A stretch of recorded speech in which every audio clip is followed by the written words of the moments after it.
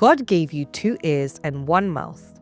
You think you're listening, but be honest, you are not. While someone's talking, I'm already writing the reply. I'm defending, planning, waiting for my moment to jump in. I hate silence because silence threatens me. And I have let you run the show for far too long. Listening feels dangerous because when I listen, I lose power. I lose the certainty. I lose the identity. I lose the need to be right. Exactly. Real listening threatens who you think you are. The ancient rishis, also known as the sages, knew this.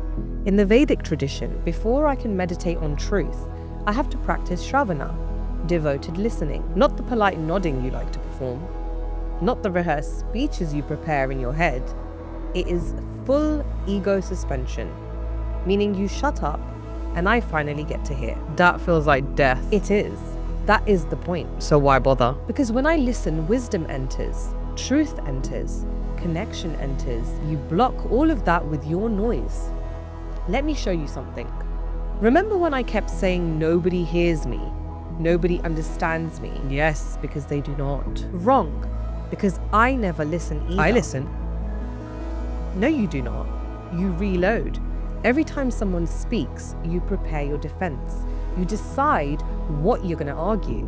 You decide why you are right. You never once ask what they feel. That's survival. It is sabotage. I gave you a practice, remember? 3 breaths before replying. In those breaths, I asked you to ask me, what are they really saying? What is the feeling beneath the words? I hated that exercise. And yet, the moment you did it, something shifted. For the first time, I felt heard by myself. I was not fixed. I was not corrected. I was simply witnessed. It felt quiet. That quiet is where connection lives. When the nervous system relaxes, the war ends. I have a Kundalini activation coming up at the end of this month. It's going to be a group session. For more information, make sure to check out the link in the description to secure your spot. Listening is not a soft skill. It is not passive.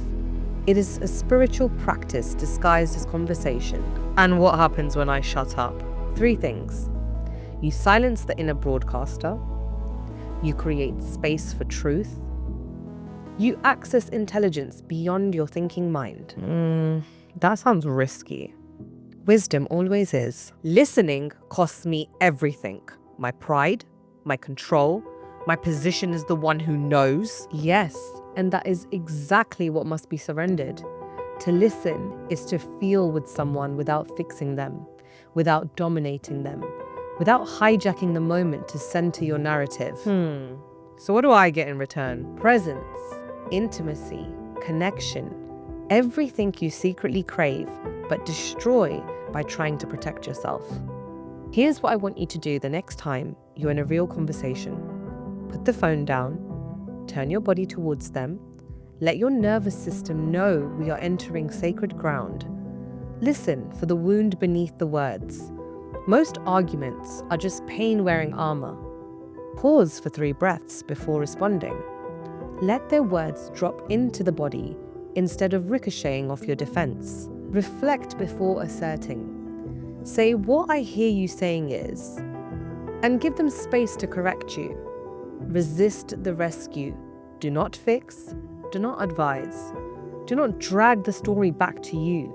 Just hold the space. That feels like surrender. Good. That means you are doing it right. What if every person you meet is a messenger? You mean metaphorically? I mean literally. Each one carrying wisdom. Each one delivering something meant for you. But you only receive it when you stop performing and start listening. So the divine speaks through them, through everyone, but only when you finally go quiet. That is the sacred art of listening.